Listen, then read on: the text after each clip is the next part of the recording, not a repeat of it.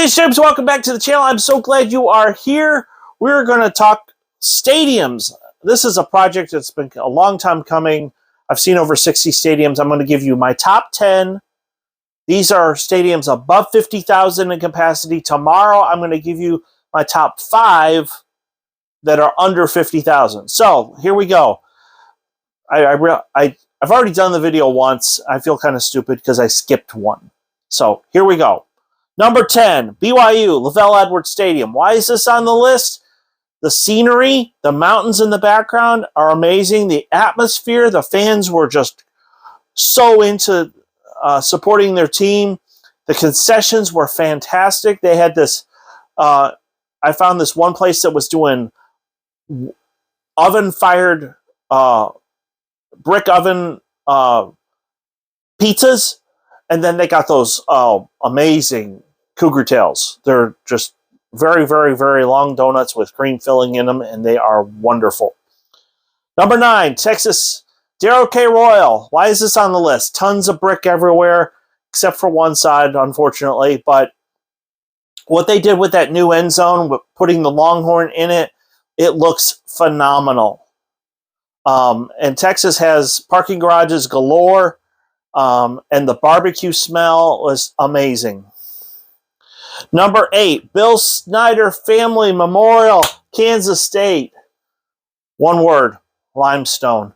It's everywhere, and it looks fantastic, and it looks so different than everything else.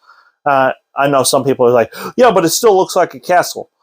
With the limestone, it looks different.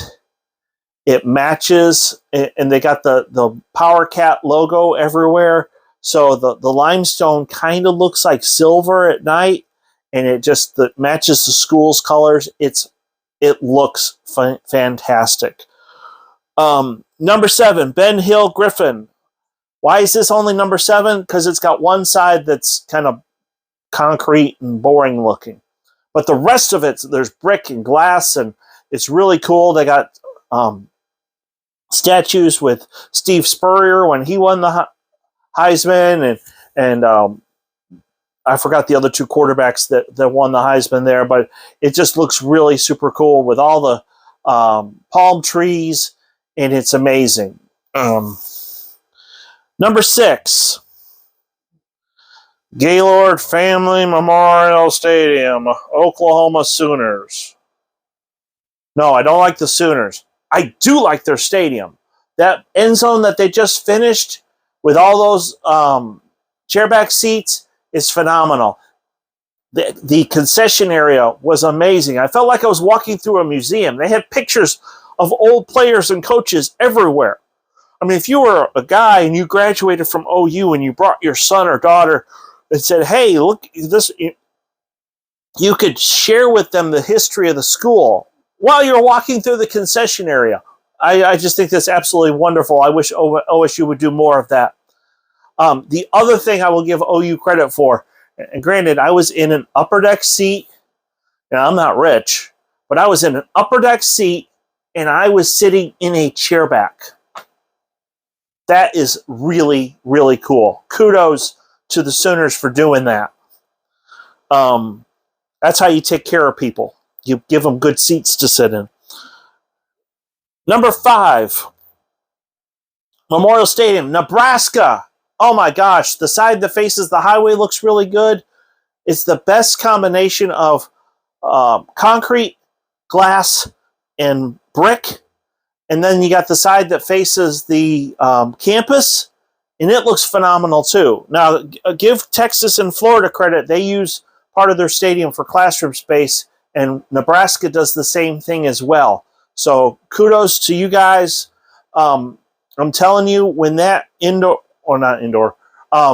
when the new football operations building is done, Nebraska will probably move up on this list to at least 1, if not 2 up. I'm not sure. I want to see it in person, but I saw the construction and it looked fantastic. It really did. Nebraska's facilities are going to be some of the best. They're probably, well, arguably they're some of the best right now, but there probably will be the best when this is done. Number 4, Keenan Memorial, North Carolina. Because graduation happened the week I went there a couple weekends ago, got to see inside the stadium. The vast majority of the seats are chairbacks. And I'm telling you, this makes a huge difference. That Tar Heel blue was all over the place, and it just looked fantastic. They got ribbon boards. The concessions were great, looked great. I just wish I could have gone during a game because then I could, smell all that wonderful food. But I put North Carolina at number 4. They looked phenomenal. The improvements that they've made. The last time I was there was in 2008. I got to go there a couple weekends ago. Fantastic stadium. They did a masterful job. And they're improving on the improvements. They're expanding I think they're expanding the weight room and doing some other stuff. You have to go back and look at my North Carolina video. Number 3, Boone Pickens Stadium. Is that a homer pick? I would say no. And here's why. Most stadiums, let me give you a good example. North Carolina State has a good stadium. On one side that faces the road, it looks great. You walk around to the other side, and it's very plain and utilitarian. And Boone Pickens Stadium on the north side, the south side, and the west side all look fantastic. Lots of brick, lots of glass. It looks great. The only thing it's really lacking is logos. Oklahoma State has a lot of great concessions. I complain about parking, but because I went to school there, I know the churches you can go and park at, and yeah, you're spending $20, $30 to park, but I know the money's going towards a good cause. So, I mean, you got First Christian Church, which is right next to Gallagher-Iba. You got Salem Lutheran, which is right on Duck Street, it's very within walking distance of Eskimo Joe's. You got Hillcrest Baptist up on Washington. There's plenty of churches in the area. There's a Church of Christ at Duck and McElroy. You can park there. There's plenty of churches in the area that you can pay to park, and you'll have a great time. So, kudos to Oklahoma State. Thank you to Boone Pickens for giving all that money. Number 2, Kyle Field, Texas A&M. Brick, and more brick all the way around. It looks phenomenal. I was down there in 2005 when I was a soldier, just before I got deployed. And then I went, was it last year? I think it was last year. It was either last year or early this year. Either way, I did a new video on them recently. You might want to go check it out. It looks fantastic. I love the 12th man statue. It's not about any specific player. It's about the crowd being involved in the game and the chants and all that stuff. But if you do walk around the outside of the stadium, there are banners with different players' name and number, and it's got pictures of them. I love that because what it does is you're celebrating the history of your program. And there's A&M logos in all of the gates. Even like if you look way up at the top, the upper deck underneath, it's painted maroon. I mean, what a great touch. So I'm putting them at number 2 because number 1, no drum roll, Doak Campbell, Florida State. Oh my gosh. Unfortunately, I didn't get any footage inside of Doak Campbell because it was locked up tighter than Fort Knox. But, oh my gosh, the warrior statue in front of the stadium looks fantastic. I love the fact that Florida State actually works with the Seminole tribe to do things that aren't going to be disrespectful. They do things to actually promote the tribe and make the tribe look good. And just the brick it's truly college football's palace. And it looks fantastic. I will say this, I noticed There were some doors, some gates. You could kind of see a little bit of rust. So Florida State needs to kind of fix that up a little bit.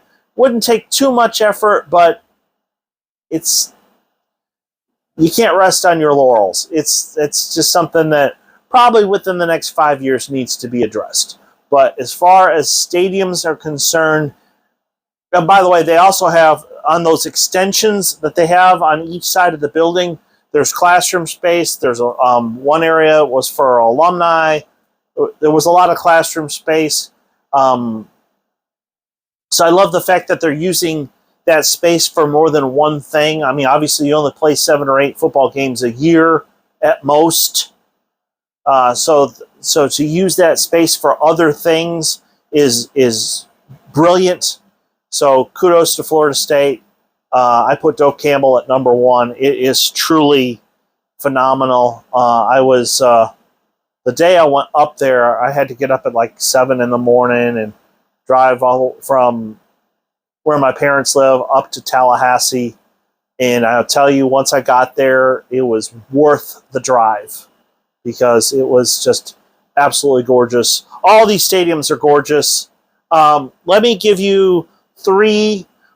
I don't have pictures, but I'll just tell you, honorable mention, Utah. Utah has a great stadium. I love the area where they pay honor to the fact that they hosted the Olympics. The Olympic torch, the cauldron, is still there. In fact, they just fixed it up recently. They're wanting to host the Olympics again. The Alamo Dome, it's barely over 50,000, but I will say this, there's not a bad seat in the house. And I love how the corners are kind of squared off. It's not seats all the way around. There's corners in those support, I won't call them beams, but support towers help keep the ceiling up, obviously. I liked it a lot. I think it makes a great stadium. It's different. I like the atmosphere. I actually went to see Texas play Washington in the Alamo Bowl. But I will say this. A part of me wishes I lived in San Antonio just because the Alamo Dome probably would be a great venue for a concert. And the other one I want to give honorable mention to is Iowa. Iowa looks fantastic but it's on the one side, it looks really, really great. Problem is, on the other side, it's kind of generic and boring looking. But I give them kudos because they got that wonderful tradition. They're right next to the Children's Hospital. I think it's after the first quarter or after the third quarter, I don't remember. But the fans turn around and they wave to the kids who are in the Children's Hospital. A lot of those kids are there because they have cancer. And so to see the fans actually do that is what a nice touch. The people in Iowa, I have nothing but respect for you for doing that. Get a little misty-eyed just thinking about it. Tomorrow I will do a video, top 5 small stadiums. These are stadiums under 50,000 in capacity. You'll be surprised at what number 1 is, I promise you. If you are new to the channel, please hit like and subscribe. I promise you we're going to have a lot of good content coming up. I found some pictures of Cincinnati is going to start building an indoor practice facility. It looks fantastic. You're going to want to see that. So until then, I hope you have a great day. And as always, go Pokes.